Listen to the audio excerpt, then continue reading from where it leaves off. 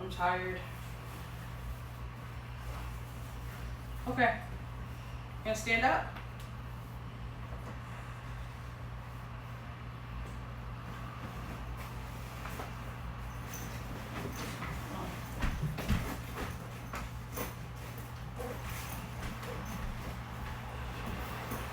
How was this weekend?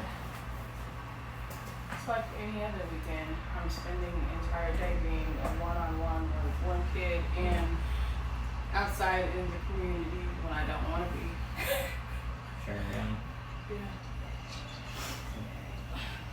Yeah. So I read the reports that I got, what was it, Thursday? So there was the one from you, and then there were a couple more kind of just requesting like services in general for the kids. So that's the main thing that I wanted to talk to you about today. Who's requesting service? Like what kind of services?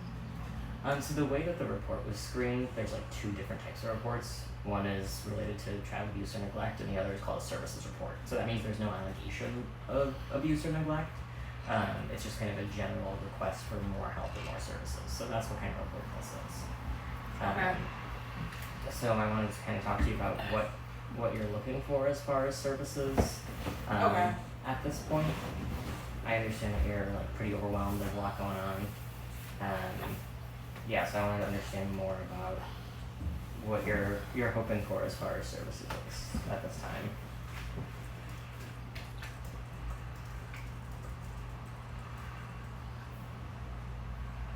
Are you asking? Yeah. So what are you thinking at this point? Okay, so I'm trying to figure out if we're all supposed to be in long-term, well, not supposed to be, we are Okay. in long-term care. And we all have disabilities, and I'm not capable of being a caregiver 24 hours a day. What is supposed to be done other than having me in CTLS that authorize hours and don't help? So I'm trying to figure out like what else could be done. Like we've had like a lot of CPS cases. CPS has had their dad's phone number. Why haven't they like wrote in a letter to a judge or something or anything? Like have not done anything to get him to help. Sure. I don't understand. So you're looking potentially for their dad to help out more with them? Well, if no one else is going to help, then it's like common sense. It's their dad. Yeah. So I'm trying to figure out like, Yeah. even if it's not the best option, it doesn't make sense in my head for me, a person who is not able to remember that they're cooking or anything, to be taking care of kids 24 hours. The more stress that I have, the more or no sleep, the worse it is for me. So Yeah, that makes sense. So as far as, I did see that you had some other open cases like the one last fall. So I read that report. And just to clarify, like we can't write letters to judges, that's all done in family court. But I definitely can talk to their dad about getting more involved and kind of negotiating how that could be, more effective for you and him. Because you're right, he is their dad, so. well, I mean, you can talk to them all you want to, but that's not gonna help. So we have an open case right now with for like placement and stuff, and they put us through mediation. Okay. So, and this has been going on for a long time. He's not responding. The mediators are not responding. And I was told that you guys could write paperwork for, what is it called? Family court. Like Sure, yeah. about what, like if you can't write a letter, then how do I get the paperwork? So I can just give them the paperwork of history and him not because it doesn't make any sense. Sure. I can send you the records request form, so you can request like the assessment, like the one Malia did last fall. You can request that assessment. We can't like write just a letter. We can only send paperwork that we already have. Yes, yeah, I'll take the paperwork that you already have. I want it from Okay. all of the cases. Okay. How do I do that? I can send you a form that you have to fill out, so I can send it to you via. Do you have an email address? Yeah, I already have like the form, but it was confusing the way that it was worded. It said you have to say specifically what you want. You can't just ask, which doesn't make any sense because I want everything to have in the file. So Yeah. So I think what I would do is say something about like assessments from these dates. Like if you remember approximately. I don't when. know any dates. I've had like 5 cases over 5 years. So Okay. I can look into that for you because the one that I read was just the one from last fall. So I'm not sure about the other ones. Yeah. Yeah. So I can look into that, and you can fill out that records request form, and then they'll get those records to you. So you said that senior and the mediators haven't been getting back to you, as far as like. He's supposed to have them half the week. Okay. So he agreed to have them half the week, and then he stopped getting them. Sure. And do you know why he stopped getting them, or what happened there? No, you would have to ask him. Okay. But if he was willing to come get them, that would be fine with you. Yes, but why would he be willing to come get them? Malia was already aware that he's not willing to come and get them. Okay. And Jen was aware. It's not gonna change overnight. It's been like 8 years of not helping with his kids. Yeah. So if there's nothing put in place, then we're just gonna keep doing this over and over again. So I guess what services can you help with in place of their dad, since you guys can't write a letter or anything? Are you interested? So I know that you're in mediation right now. Are you interested in any like legal representation? Nobody's gonna legal represent me for free. We do have a service that will represent you for free. What? There's a family law clinic downtown that I can get you a referral to if that's interesting to you. Have you used them before? Yeah, I have had clients use it before. And they actually go to court? They'll help you with preparing documents. I think it depends on I the don't case. need help with paperwork. Okay. I think it depends on the case if they can come with you to court. I'm not sure. Okay, because I'm like, I recently had work with disability rights, and I really needed them to be there, and they would not. So I don't think there's anybody who will actually come for free. So yeah, but I definitely don't need help with paperwork. I have ChatGPT to do all of my writing.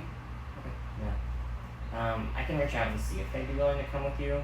I don't Okay. know if they are. I'm not sure. I think it depends on the type of case and all of the like details. So I'll reach out to them. Okay. Let me see what else. So I know that you're enrolled in CLCS, and you get how many hours of respite do you get a week right now? I get none. You get none. Okay. If I had a respite, I don't think I would be calling CPS for help. You mean, I'm confused. Are you talking about the sensory zone? So Sure. the sensory zone, Neil goes there 3 days. Okay. He goes there for 10 hours a week. Okay. Isis goes 3. Okay.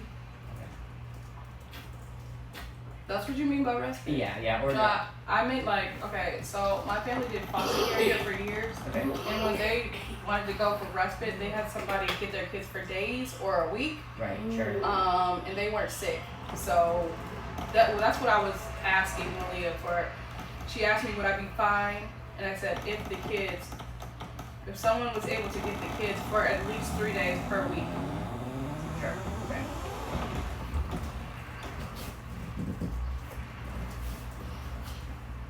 And right now, just to like clarify, they never stay anywhere else overnight. Like No, with they don't. anybody else. The respite center? Sure, like the rest of the Rise? center. Yeah. Yeah, they're never available in a crisis. Which is usually often. Yeah. And yeah, they contacted CPS, or they told CPS that they need to be involved because we're asking to use them more than the other families, and we need more help than just going to the respite center. They're going there today. I have court Okay.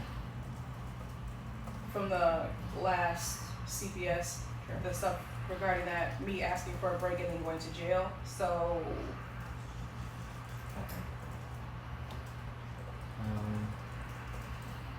are there any like family members that? If there was these Mhm. questions you guys keep asking over and over again, it gets so irritating to me. Yeah, that's her. Okay. So you've seen my mom. She's schizophrenic. She's leaving on Monday. She said that somebody threw up in her back last night and was stabbing her with my knives. So she is my 24-hour caregiver. Sure. She doesn't do anything but clean the dishes and sometimes the bathroom and the laundry. Okay. So I will talk to your CLTS provider, because we kind of have to work together in situations like this since she's already involved. And I think I'm gonna reach out to Neil Senior and see if he's willing to talk to me about picking up the kids more. I think that those are kind of the first steps from my perspective. Since they, So there's no emergency respite. we don't really have emergency respite. I can look into respite for the future. Because we do have some foster families who are willing to take kids for like weekends or long weekends or whatever. But that's a process that takes some time to find people who are available. So that's not something that I can provide like urgently. It'll be as soon as possible, but Okay. I'm not sure. So when if that I will be. went into a assisted living, Sure. who would help with the kids? We probably in that situation try to like place them with their dad, since they do have a father who is kind of involved and there's He's not kind of involved. okay. Would CPS follow up to make sure they're not neglected? It kind of depends on the situation. If there was an open case, There then- was an open case. He left them at home by themselves. That was a CPS case before that. So I called the police, and then the police the CPS worker Jen investigated me after he left them at home by themselves. And then she kept it open with a PACE program after that. So yeah, there was an open case. But not only that, there's been issues like in the last I tell the CTLS and case manager stuff, but they don't report it. So Isa said their dad choked, that he choked her, and I brought it up to her, and she's like, oh, whatever. So the only reason why he doesn't have full custody is I can't trust him to do the right thing, and no one's gonna care because there has been times where he's dropping the school off dirty or in nasty clothes or whatever, Sure. and the school don't report anything. So that's my concern. Okay. My oldest son is with his dad at least 5 days a week. I don't have a problem with him being with his dad. My son is nonverbal, so if anybody does something to him, he cannot communicate. Yeah. So I was just trying to figure out if they were placed, how would that work? He needs a one-on-one. So I don't understand how I'm supposed to be able to give him one-on-one at home all day long. I have other kids. I need to take care of myself. Yeah. I can't even use the bathroom. He's walking out of the door. So there's a lot of safety concerns regarding us being here without caregivers. Yeah. And what kind of safety concerns are you concerned about, like him running out the door? That's one of them. Since he will go outside naked, or just wander, like he's at risk for eloping, or he does because he just anytime I'm like in the bathroom or something, he'll go outside and walk off. Obviously, I have traumatic brain injury, so when I'm making them food, if somebody calls me, I can go and take a shower because I've been interrupted the thoughts and then not know that I'm cooking until the alarm is going off. car accidents for not getting enough sleep. There's a lot of safety things, leaving keys indoors. I just don't understand how I can have documentation stating that I need a caregiver for at least 8 hours per day and no one do this, like give the same amount of time for the kids, or put it as like I can't even think of the word, like a priority for them to have like a caregiver. If I'm supposed to have a caregiver 8 hours per day, why would you think that I would be capable of caring for kids, one who needs one-on-one care all day long? It's crazy.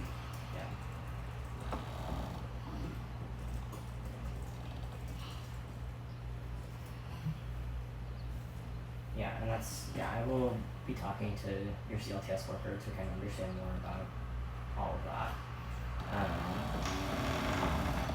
Because if they don't start helping me, then I'm just going to remove myself from the program. It doesn't make sense to continue to stay in a program that is not helping me, and then when I ask for help, I'm referred back to the program that's not helping. Yeah. Buying me a gym membership and buying them locks for the refrigerator or something, that's not the kind of help that we need.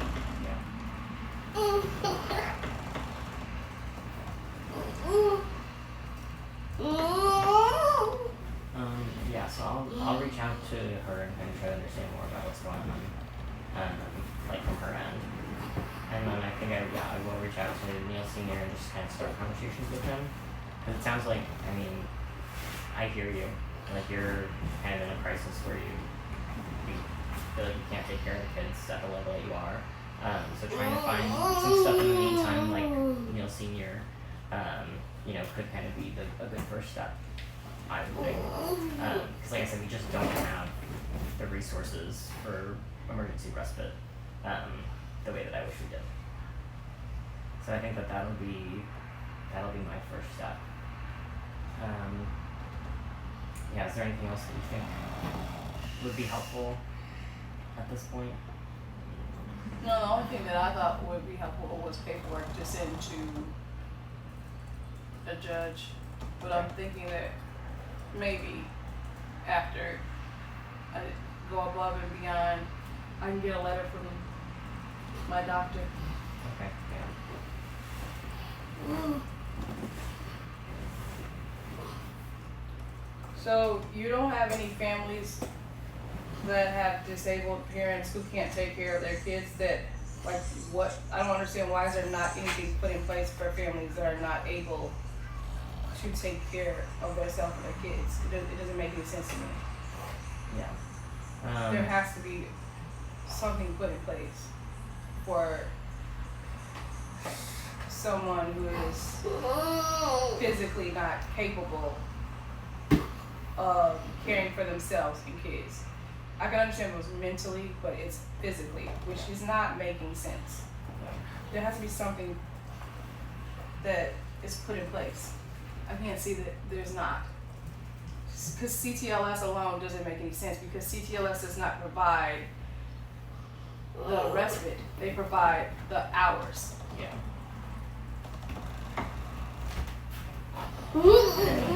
I don't disagree with you that there could be more programs, better programs, but there There aren't? CLTS is some of the best kind of programs for families that we have. For disabled parents who For- can't take care of themselves?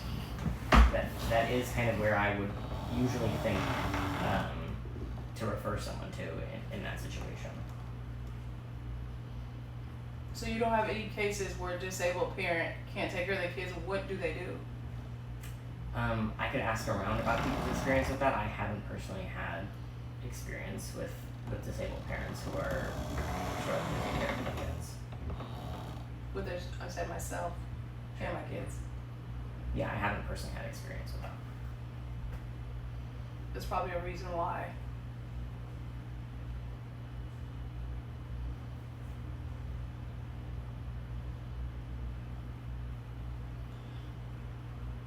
I understand this is frustrating, and I'm trying to do what I can, which is, like I said, there's not a lot of programs that are that kind of overarching, where they can give that many hours of support.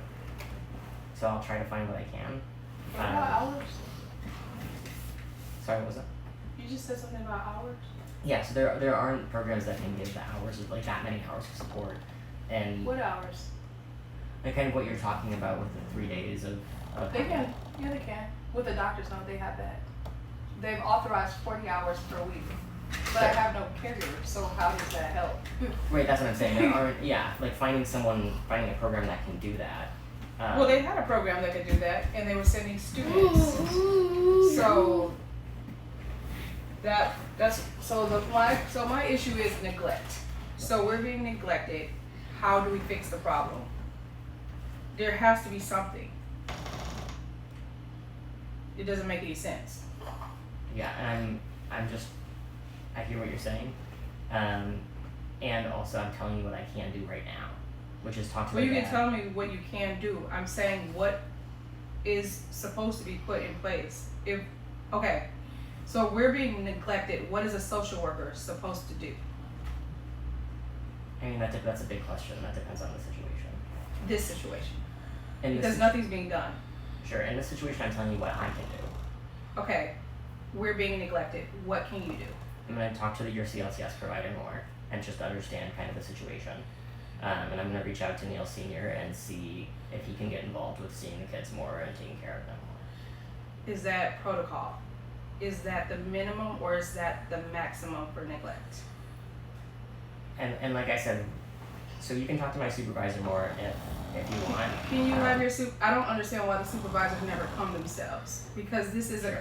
it's always a complex case. Sure. So I'm always directed later, you can talk to the supervisor when I have questions, and then I can't get a hold of the supervisor. Sure. Yeah, my supervisor, she's pretty communicative. So I can send you her number. Her name is Janet. Okay. And that's something that you can talk to her about. Okay. Because this is the protocol that I'm getting from her. And She told you to do that? Yep, that's what we talked about. When I reviewed kind of all the reports that we got, we talked about first steps, and this is what we were kind of thinking. So she's aware of safety concerns, and that was her next steps was to call Brittany and Neil Sr. Yep, after reviewing all of the documentation and talking her and I, that is kind of what we thought as far as first steps. And that's Okay. something that you can talk to her about, why she thinks that, Okay. and what the thought process. Can you call her now? I don't know if she's in a meeting or not, so I'm gonna have to send you her phone number. Okay, I'm gonna write it right now. What is it?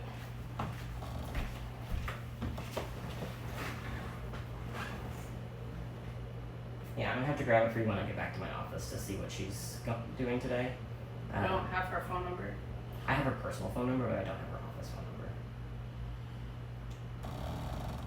So I'll have to get that for you when I get back to my office, which is just right in the report, so I can get that to you when I'm back to my office. You don't have her office number, you have a computer.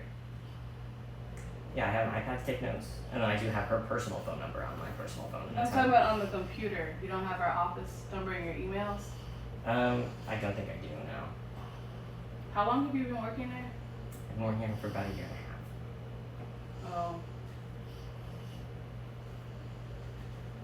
That's another concern that I always have is usually they send people to help that have not been there a long time, that doesn't really have that much experience. Okay. Well, this has been helpful. Well, I will send you Janet's phone number then when I get back to my office, and I'll let you know as far as like the conversations that I'm having, what's going on there. So I'll keep you in the loop as far as all of that. Yeah. Anything. I can just come down there and fill out the release of information.